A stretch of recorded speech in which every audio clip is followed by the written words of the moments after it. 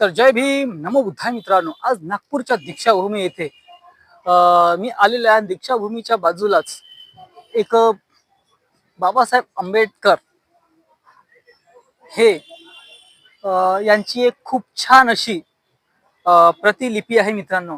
या प्रतिलिपीचं 26 नोव्हेंबर 1949 ला डॉक्टर बाबासाहेब आंबेडकरांनी घटना समितीला अर्थात संविधान सभेला जे भारताचं संविधान अर्पण केलं होतं त्याचं हे स्ट्रक्चर आहे मित्रांनो. आणि याच्याच बाजूला प्रस्तावना देखील आहे मित्रांनो. बघा कुठे गेली प्रस्तावना, साइड मध्ये प्रस्तावना देखील आहे, हिंदी आणि मराठी मध्ये दोन्ही याच्यामध्ये. बाबासाहेब आंबेडकरांनी जेव्हा संविधान लिहिलं आणि 2 वर्ष 11 महिने जेव्हा संविधान लिहून त्यांनी जेव्हा संविधान सभेला अर्पण केलं तेव्हा डॉक्टर राजेंद्र प्रसाद, मौलाना अब्दुल ते देखील होते आणि सरदार वल्लभभाई पटेल, पंडित जवाहरलाल नेहरू आणि मधातले एक व्यक्ती सध्या त्यांचं नाव मला आठवत नाही आहे.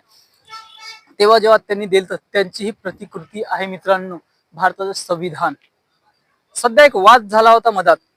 एक मनूचे पिल्ले मोठ्या प्रमाणात म्हणत होते की डॉक्टर बाबासाहेब आंबेडकर यांनी भारताचं संविधान लिहिलं नाही, तर BN राव हे संविधानाचे निर्माता आहे. त्यांनी त्या अंधभक्तांनी तेव्हा हे बघावं आणि संविधान सभेतले डिबेट वाचावे आणि संविधान सभेमधले बाबासाहेब आंबेडकरांचे पूर्ण भाषण वाचावे. एवढंच नाही, बाबासाहेबांचं किती मोठ्या प्रमाणात योगदान होतं ते देखील त्या अंधभक्तांनी जाणून घ्यावं मित्रांनो. ज्यांनी बाबासाहेबांचा इतिहास वाचलेला आहे त्यांना बाबासाहेबांच्या बद्दल आदर निर्माण होईल आणि बाबासाहेबांवरती प्रेम निर्माण होईल की बाबासाहेब त्यांना एक आदर्श व्यक्ती मानण्याला आदर्श व्यक्ती वाटू लागतील मित्रांनो.